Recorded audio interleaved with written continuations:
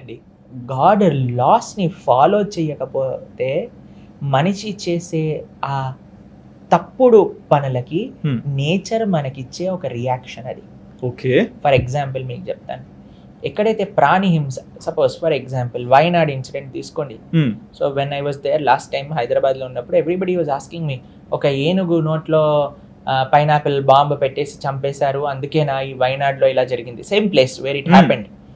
అయితే definitely there is a connection. Okay. ఎక్కడైతే మనము ప్రాణి హింస చేస్తామో ఆ నెగెటివ్ ఎనర్జీ మొత్తం కూడా ఎప్పుడైతే ఈ ఎన్వైరన్మెంట్లో ఉంటుందో ఒక పీక్ ఒక లెవెల్ ఉంటుంది ఆ నెగెటివ్ ఎనర్జీని ఈ ఎన్వైరన్మెంట్ హ్యాండిల్ చేసేది. ఎప్పుడైతే ఆ పీక్ దాటిపోతుందో నేచర్ రియాక్ట్స్. ఓకే. అది ఏ విధంగా భూకంపం అవ్వచ్చు, సునామీ అవ్వచ్చు, తర్వాత ఫ్లడ్స్ అవ్వచ్చు, ఏదో ఒక విధంగా ఆ నెగిటివిటీ అంతా ఎక్కడికి వెళ్తుందండి? మనమే ఆ నెగిటివిటీని మళ్ళీ మనం ఫేస్ చేయాల్సి వస్తుంది. అందుకే మనం అంటాం ఎప్పుడైనా సరే ధార్మికంగా ఉండాలి, ధర్మం గురించి చింతించాలి. ఎప్పుడైతే ఒక వ్యక్తి ధార్మికంగా ఉంటే 10 రోజులకి ఒక వర్షం పడుతుంది అని చెప్తారు. Per month 3 rains per month అలా ఉంటుంది ధార్మికంగా మనం ఉండగలుగుతాం. కానీ ఇప్పుడు ఏమవుతుంది, వర్షాకాలంలో వర్షాలు పడవు, సడన్ గా మొత్తం ఫ్లడ్స్ వచ్చి అందరు కొట్టుకుపోతున్నారు. ఎందుకు? ధార్మికంగా జనాలు జీవించట్లేదు కాబట్టి, అధర్మంగా అన్ని పనులు జరుగుతున్నాయి కాబట్టి. కాబట్టి ఇప్పుడు బంగ్లాదేశ్లో ఉన్న ఇన్సిడెంట్ మీరు చూసారనుకోండి, డెఫినెట్లీ ఎక్కడైతే మనము సాధువుల్ని హింసిస్తామో, ఎక్కడైతే గోవుల్ని హింసిస్తామో, ఎక్కడైతే ఇన్నోసెంట్ పీపుల్ని హింసిస్తామో, ఎక్కడైతే స్త్రీ హింస జరుగుతుందో అటువంటి ప్రదేశాలకి definitely they have to face the circumstances. మీరు ఇలా చెప్తున్నారు అంటే నాకు కనెక్ట్ అయింది ఏంటంటే ఇప్పుడు గోవుల్ని హింసిస్తే ఇలా కూడా అవుతుంది అనేది. అందుకేనా కేరళలో ఫ్లడ్స్ వచ్చాయి? గోవులను కాదు, ఏ ప్రాణిని హింసించినా సరే. ఓకే. భగవంతుడికి కేవలం గో ఒకటే ఫేవరెట్ యానిమల్, మిగతా యానిమల్స్ని ఏం చేసినా ఆయన ఏం పర్వాలేదంటే. భగవంతుడు అంటే అందరికీ తండ్రి ఆయనే.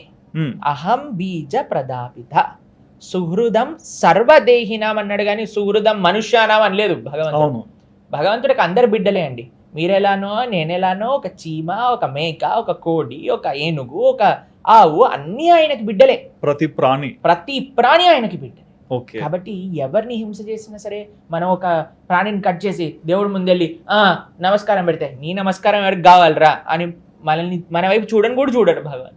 అంటే ఇప్పుడు ప్రాణి అంటే మనకు అర్థమవుతుంది దేనికైతే బ్రతికే శక్తి ఉందో, సరే జీవం ఉందో.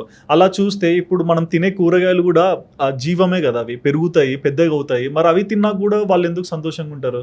చాలా మంచి ప్రశ్న. మీరు అందరూ చేసే ఆర్గ్యుమెంటే. మీరు కూడా ఈరోజు మమ్మల్ని అడిగారు. మీకు ఒక విషయం చెప్తాను. మీరు ఎప్పుడైనా ఒక చెట్టు నుంచి ఒక పండుని తెంపారా? చాలాసార్లు. ఎప్పుడైనా ఒక ఆకుని తెంపారా? చాలాసార్లు. తెంపినప్పుడు ఆ చెట్టు మొత్తం కదిలిపోయి నన్ను ఆకు తెంపేయకు, నా పండు తెంపేయకు అని ఏడ్చి బొంబేలు పెట్టి రక్తం కారి ఒక నెగిటివ్, ఒక భయంకరమైన అట్మాస్ఫియర్ ఏమైనా తయారైందా? లేదు. మీరు వెళ్తారు, తులసి పత్రాన్ని తెంపుతారు, చక్కగా ఆ తులసిని తీసుకెళ్ళి భగవంతుడి యొక్క శ్రీపాదాల దగ్గర పెడతారు. ఒక పండుని చెట్టు నుంచి కోస్తారు, ఆ పండుని కోసి దాన్ని భగవంతుడి దగ్గర నైవేద్యం పెడతారు. ఒక ప్రాణిని కోయటము, ఒక పండుని కోయటం రెండు ఒకటే అంటారా? అంటే ఒక ప్రాణిని కోసినప్పుడు ఎప్పుడైనా చూసారా మీరు? ఎప్పుడైనా నేను విలవిల్లాడిపోతుంది. ఆ బాధ అంతా కూడా ఎక్కడికి వెళ్తుంది అంటారు? మనకే వస్తుంది. బాధ అంతా కూడా మనమే అనుభవించాల్సి వస్తుంది. మన శాస్త్రంలో ఏం చెప్తారు తెలుసా అండి? మాంసహ అంటారు, మాంసం అని అంటారు కదండి, నాన్ వెజిటేరియన్. మాం అంటే నేను, సహా నేను ఎలాగైతే చేస్తున్నానో నువ్వు నాకు అలా చేసే హక్కు ఉన్నది అని చెప్పడం అనమాట. అంటే ఫర్ ఎగ్జాంపుల్ ఈ జన్మలో మనం ఒక జీవిని హింస చేశామంటే ఆ జీవి మళ్ళీ మనల్ని ఎలా అయితే ఆ జీవిని మనం హింస పెట్టామో అలానే మనల్ని హింస పెడుతుంది. అంటే ఎన్నిసార్లు, ఇది కూడా శాస్త్రం చెప్పింది, ఎన్ని నెంబర్ ఆఫ్ హెయిర్స్ ఆ జీవి పైన ఉన్నాయో అన్నిసార్లు. ఒక కోడిని ఎవరైనా చంపారనుకోండి, ఆ కోడి పైన ఎన్ని వెంట్రుకలు ఉన్నాయో అన్నిసార్లు ఆ కోడి మనల్ని చంపుతుంది. అలా ఎన్ని కోళ్ళని, ఎన్ని వెంట్రుకలని ఎంతమంది చంపారో అంత రియాక్షన్ మనం అనుభవించాల్సి వస్తుంది అనమాట. అందుకే మీరు మళ్ళీ ఇంకొక విషయం అడిగారు, మరి ప్లాంట్స్ని చంపితే ప్రాబ్లం లేనిది పశువులను చంపితే ప్రాబ్లం ఏంటి? రెండింటికి లైఫ్ ఉన్నది కదా. ఎందుకు అనంటే శాస్త్రం మనకి ఒక విధిని చెప్పింది, ప్రాణులని హింస చేయకూడదు. కానీ నువ్వు బ్రతకాలి కదా జీవించడానికి, నువ్వు ఈ యొక్క శాకాహారాన్ని, ఆ ప్లాంట్స్ని స్వీకరించు. ఎవరు చెప్పారు? కృష్ణుడు భగవద్గీతలో పత్రం పుష్పం ఫలం భక్తోయం యో మే భక్త ప్రయశ్చతి. ఇది కృష్ణుడు చెప్పింది. మనం ఏమన్నామండి ఇందాక, మన ప్రమాణం ఏంటి? భగవంతుడు చెప్పింది మనకు ప్రమాణం. భగవంతుడు ఈ విషయాన్ని చెప్పారు. ఆకుకూరల్ని, పండ్లని, పాలని వీటిని స్వీకరించు, నాకు కూడా భక్తితో నువ్వు నివేదన చేసి స్వీకరించు అని కృష్ణుడు చెప్పాడు. బికాస్ శాస్త్రం ఎలౌ చేసింది కాబట్టే మనం చేస్తున్నాం అనమాట. ఓకే. కాబట్టి ప్రాణులకు కూడా, ఆ ప్లాంట్స్కి కూడా జీవం ఉన్నది. కానీ శాస్త్రం ఒప్పుకున్నది, నువ్వు బ్రతకాలి అంటే తినాలి కదండి, ఏదో ఒకటి తినాలి కదా. మనం బ్రతకడానికి అన్నిటికంటే లీస్ట్ హింస చేయాలండి. అది సనాతన ధర్మం అంటే.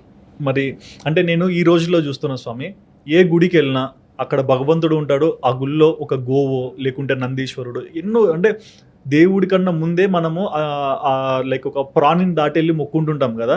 సో ఎందుకు గుళ్ళల్లో ఇవన్నీ ఉంటాయి? ఎందుకంటే మనకు నేర్పించడానికి. ఒక్కొక్క దేవాలయానికి వెళ్ళారనుకోండి, ఒక్కొక్క వాహనం ఉంటుంది భగవంతుడికి. ఒక దగ్గర గరుత్మంతుడు ఉంటాడు, ఒక దగ్గర నందీశ్వరుడు ఉంటాడు, ఒక్కొక్క దగ్గర క్యామెల్ ఉంటుంది, ఒక్కొక్క దగ్గర కోడి ఉంటుంది, ఒక్కొక్క దగ్గర ప్రతి చోట మీరు చూస్తారండి. ఎందుకు అని అంటే, ఫస్ట్ ఏం చేస్తాం మనం, ఆ వాహనానికి మొక్కి భగవంతుడి దగ్గరికి వెళ్తాము అని మీరు అన్నారు చూడండి. కాబట్టి మీరు భగవంతుడిని అప్రిషియేట్ చేయటం కంటే ముందు నేచర్ని అప్రిషియేట్ చేసుకోవటం నేర్చుకోవాలి, ప్రకృతిని అప్రిషియేట్ చేసుకోవటం నేర్చుకోవాలి, ప్రకృతికి రెస్పెక్ట్ ఇవ్వటం నేర్చుకోవాలి, ప్రతి జీవుడికి కూడా రెస్పెక్ట్ ఇవ్వటం నేర్చుకోవాలి. అంతేకాని ఒకరిని చంపేస్తాను వెళ్ళి నేను భగవంతుడికి దండం పెడతాను. అందుకే ఇందాక చెప్పాను కదా, God will never care for such people, ఎవరైతే జీవహింస చేస్తారో. ఓకే. కాబట్టి మనకి నేర్పించే సనాతన ధర్మం very beautifully it is enacting. నువ్వు ఎలా అయితే జీవిస్తున్నావో, భగవంతుడి దగ్గరికి నువ్వు ఎలా అయితే వెళ్ళాలనుకుంటున్నావో, ఆ జీవి కూడా భగవంతుడిని ఆశ్రయించేది. ఆ జీవికి కూడా ఆయనే పిత. పశుపతి అని అంటారు కదండి శంకరుణ్ణి.